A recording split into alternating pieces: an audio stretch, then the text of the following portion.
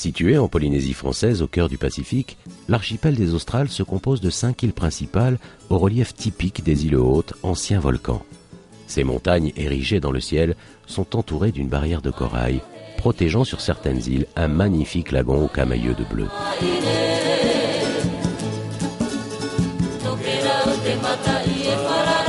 Les nombreuses falaises, vestiges des très anciennes éruptions volcaniques, plongent dans la mer, non loin des plages paradisiaques de sable blanc.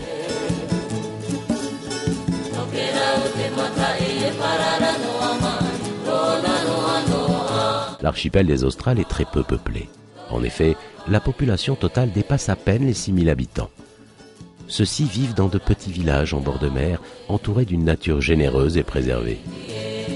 Le fiu, nonchalance locale, rythme le quotidien des villageois qui bénéficient pourtant d'un des climats les plus frais de Polynésie française.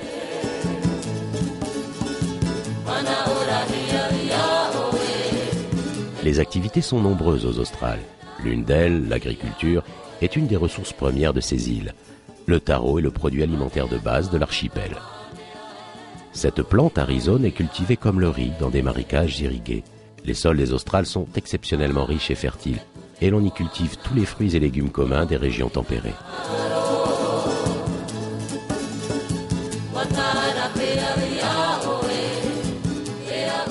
On y cueille également le pandanus, matière première du tressage artisanal.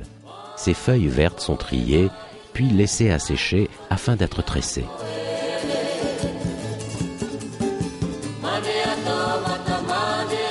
Cette occupation est l'apanage des femmes qui se réunissent en famille ou en association afin de tresser les feuilles sèches pour en faire des chapeaux ou bien des paniers qui seront vendus au marché.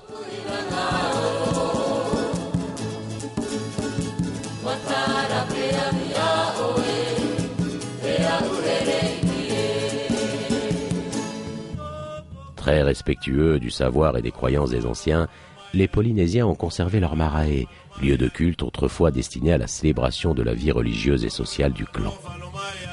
De ces grandes plateformes ou terrasses pavées, entourées par des murets et construits avec des blocs de basalte ou de dalles de corail, il ne reste aujourd'hui que quelques pierres posées qui donnent lieu à de nombreuses légendes.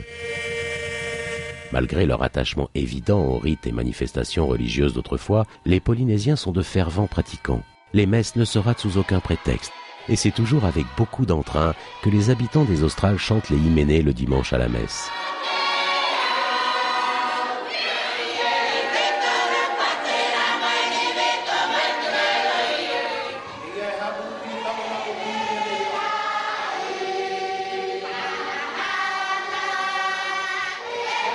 La religion est aussi prétexte à d'immenses fêtes comme celle du mai.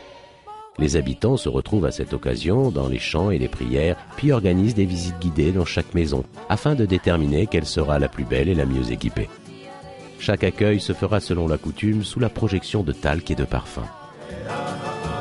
Les longues marches entre chaque maison sont parfois fatigantes, mais cela n'empêchera personne sur la fin du trajet de fêter la journée, de danser et de chanter.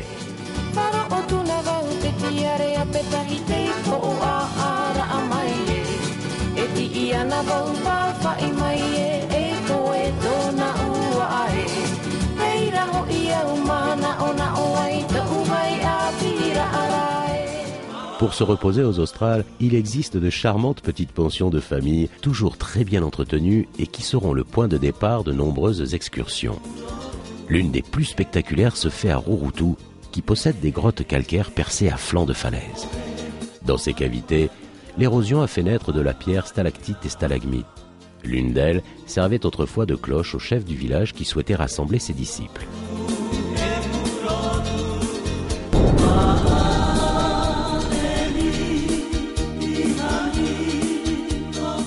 Ces cavernes sont le souvenir du soulèvement cataclysmique qui projeta ces anciennes grottes sous-marines jusqu'à leur emplacement actuel.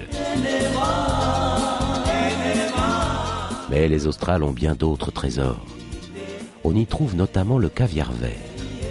Il s'agit d'une petite algue qui pousse sur les coraux à quelques mètres de la barrière. Facile à ramasser, elle est très réputée à l'étranger. Le plat d'algues est préparé très simplement avec un peu de lait de coco et de citron vert. C'est son goût salé et croquant qui rappelle à certains la saveur du caviar. Ceux qui ne ramasseront pas les algues du lagon profiteront des ressources de la mer. Thon, bonite et autres poissons se pêchent dans les eaux des Australes.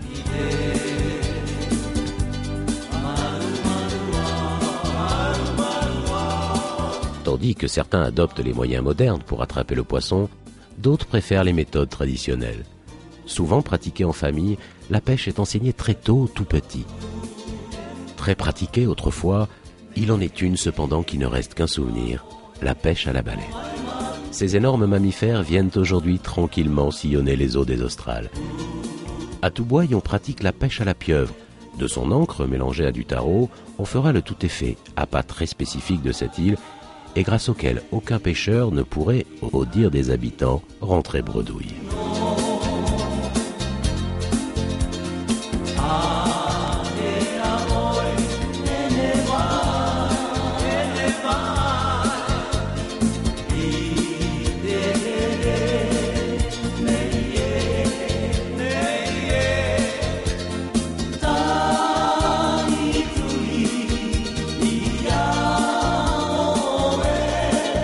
C'est comme ça la vie ici. C'est comme ça.